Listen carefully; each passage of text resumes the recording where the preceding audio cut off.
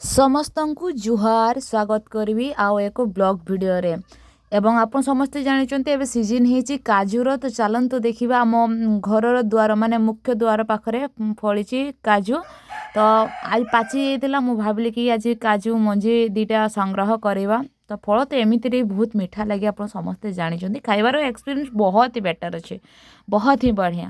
ତ ଏଠି କାଜୁ ଦୁଇଟାକୁ ତୋଳିଲି ଆଉ କାଜୁ ମଞ୍ଜିକୁ ଆଣିକି ସଂଗ୍ରହ କଲି। ତାପରେ ଦେଖିଲି ନା ଆମ୍ବ, ଏଇ ଯେଉଁ ଗଛଟା ଆପଣଙ୍କୁ ଦେଖୁଛି ନା, ଏଇ ଗଛର ଆମ୍ବ ଏତେ ମିଠା ଆପଣ ବିଶ୍ୱାସ କରିପାରିବେନି। ଛୋଟ ଛୋଟ ଫଳେ କିନ୍ତୁ ବହୁତ ମିଠା ଅଛି। ଆଉ ଏପଟେ ଦେଖିଲି ଗଛରେ ଆହୁରି 2-4ଟା ପାଚିଛି। ଆଉ ସେପଟେ ବି ଆଉ ଗୋଟେ ଆମ୍ବ ଗଛ ଥିଲା। ଆଉ ସେପଟେ ଆପଣ ଦେଖିପାରୁଥିବେ ପଣସ ଗଛ ବି ଅଛି। ଆଉ ଡେରି ନ କରିକି ସିଧାସଳଖ ମୁଁ ଚାଲିଲି ଆମ୍ବ କୁଢ଼େଇବା ପାଇଁ। ଏଇଠି ଆମ୍ବ କୁଢ଼େଇଲି, ଗୋଟେ 2-3ଟା କୁଢ଼େଇଲି। ତାପରେ ଏଠି ଦେଖିପାରୁଥିବେ ମୁଁ କୁଢ଼ଉଛି। ଆଉ ମୁଁ ବହୁତ ଖୁସି ଅଛି, ଯେହେତୁ ସିଜନ୍ର ଫଳ ଖାଇବା ପାଇଁ ମିଳୁଛି, ତାଠୁ ବଡ଼ ଖୁସି ଆଉ କିଛି ବି ନୁହେଁ। ଏଠି ଆମର ଗୋଟେ ହିଁ କଦଳୀ ଗଛ ଅଛି, ସେଇଟା ବି ଫଳିଛି। ପଣସ ଗଛ ବି ଦେଖିପାରୁଥିବେ। ଆଉ ସେପଟୁ ମୁଁ ଆଉ ଦେଖିଲି ଆଉ 2-4ଟା ପାଚିଛି କି କାଳେ ପାଚିଥିବ କି ନାଇଁ ନା।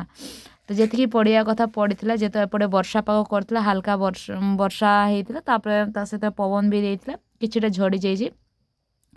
ଆଉ ଉପର ପଟେ ଦେଖୁଥିଲି ଆଉ କିଛି ଆମ୍ବ ଅଛି କି। ଆଉ ଇଏ ରହିଲା ଆମର କୂଅର ସାଇଡ଼୍ରେ, ଯେମିତି ଆମର ବାଉଣ୍ଡ୍ରି ସାଇଡ଼୍ରେ ଆଉ ଗୋଟେ ଗଛ ଅଛି। ଟିକେ ଜଙ୍ଗଲ ଏରିଆ ତ ସେଇ ଭିତରେ ଅଛି। ମୁଁ ଦେଖୁଥିଲି କାଳେ ପାଚିଛି କି କାଳେ ପଡ଼ିଥିବ କି। ଆଉ ଏଇଠୁ ଆସିଲା ପରେ ମୁଁ ଦେଖିଲି କି ଗୋଟେ ବି ପଡ଼ିନି, ମନ ବହୁତ ଦୁଃଖ। ଆଉ ଚାଲ ତାକୁ ସେ ଗଛଠୁ ବିଦାୟ ନେଇକି ଆମେ ଆଗେଇ ଯିବା। ଆମର ଘରର ମୁଖ୍ୟ ଦ୍ୱାର ନିକଟରେ ଗୋଟେ ଆମ୍ବ ଗଛ ଅଛି, ବହୁତ ହି ମିଠା। ଇଏ ବି ଟିକେ ବଡ଼ ହୁଏ କିନ୍ତୁ ବହୁତ ମିଠା। ତାପରେ ସେପଟେ ଯେତିକି ବି ମିଠା ଅଛି। ତାପରେ ଏପଟେ ଯେଉଁ ଗଛଟା ଦେଖୁଛନ୍ତି, ଇଏ ହେଉଛି ମୁଁ ଛୋଟବେଳେ ଲଗେଇଥିଲି। ଏବେ ଏତେ ବଡ଼ ହେଇଯାଇଛି, ଆଉ ଫଳ ବି ବହୁତ ହେଇଛି। ଭଲ କି ଦେଖାଯାଉନି କିନ୍ତୁ ଫଳ ବହୁତ ହେଇଛି ଆଉ ବହୁତ ହି ମିଠା। ପ୍ରତିବର୍ଷ ମୋ ଗଛର ଆମ୍ବ ଚୁରି ହିଁ ହୁଏ।